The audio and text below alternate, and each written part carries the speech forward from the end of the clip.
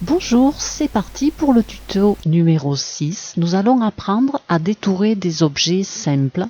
Je vais aller ouvrir une photo tasse verte pour la détourer. Donc ouvrir. Voilà ma tasse verte. Nous allons la détourer en sorte d'enlever le fond blanc qui est derrière. Je clique dessus, je demande de dupliquer ce calque. Donc voilà ici mon calque dupliqué. Ici je peux fermer l'œil, c'est mon fichier d'origine.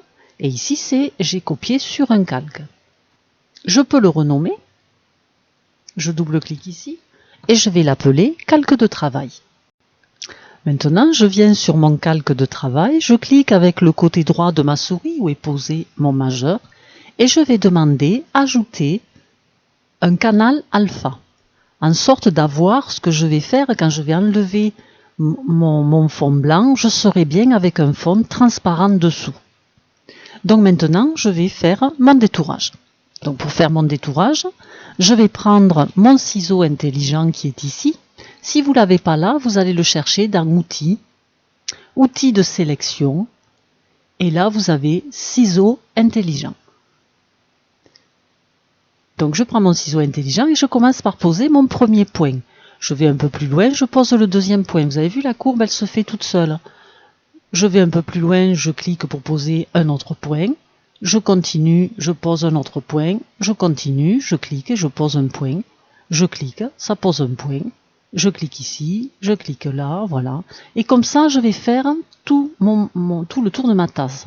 Sauf que là, vous voyez, quand il ne le fait pas bien, hop, vous prenez le trait qu'il a pas mis au bon endroit et vous lui montrez le chemin.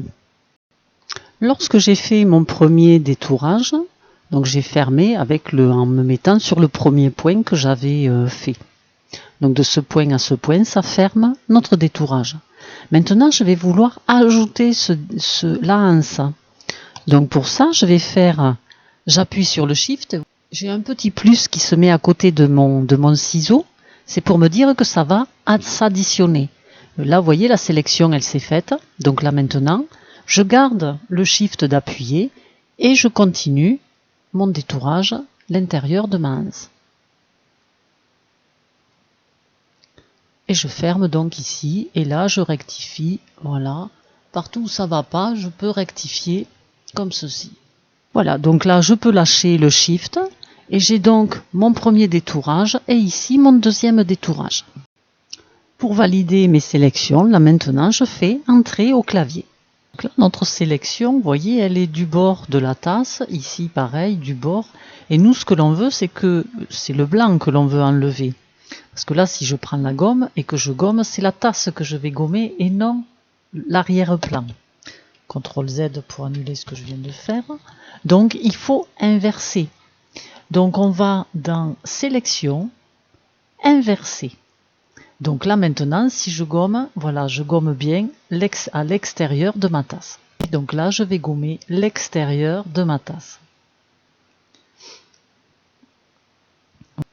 Donc là, maintenant que nous avons fait ça, nous allons l'enregistrer. Nous allons faire Fichier, Exporter, et nous allons l'appeler tasse verte détourage 01 et surtout .png. Nous avons juste notre tasse détour. Nous allons ouvrir un autre fichier. Fichier, ouvrir. Nous allons ouvrir plateau déjeuner qui est un fichier. Voilà. Et nous allons ajouter notre tasse ici. Donc nous allons faire fichier, ouvrir en tant que calque. On va ouvrir tasse détourage 1. Ouvrir. Donc voilà notre tasse, bien sûr, elle est beaucoup trop grande. Donc on va prendre mise à l'échelle. Nous allons diminuer notre tasse. On la met par là. On peut la diminuer encore un petit peu. Voilà. Donc ici, mise à l'échelle. Je prends mon outil de déplacement et je vais venir poser ma tasse ici, et bien sur le livre par exemple. Et même on peut l'agrandir un petit peu pour que ça soit un peu plus réaliste. Donc nous avons posé notre tasse ici, il manque de l'ombre. Donc nous allons faire par exemple filtre, ombre et lumière. Ombre et lumière, nous allons prendre ombre portée. Vous voyez, de suite, j'ai de l'ombre qui s'est fait. Noir, c'est bien, l'opacité, voilà. Par exemple, un peu plus comme ceci. Et vous faites donc valider. Donc voilà pour cet exercice. Donc maintenant, nous allons utiliser un autre outil pour détourer des objets simples. Donc on fait fichier, ouvrir. Je vais ouvrir ici ma bouteille bleue. Ouvrir.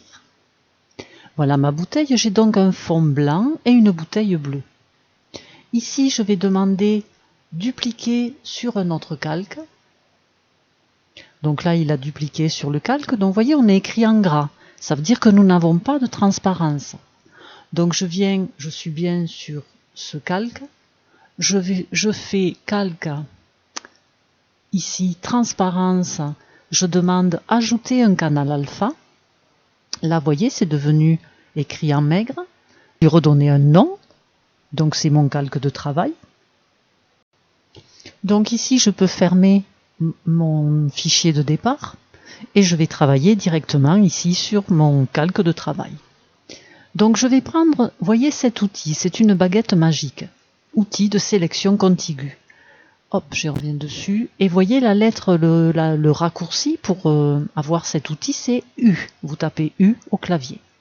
Donc je clique sur mon outil et je viens ici sélectionner dans le blanc.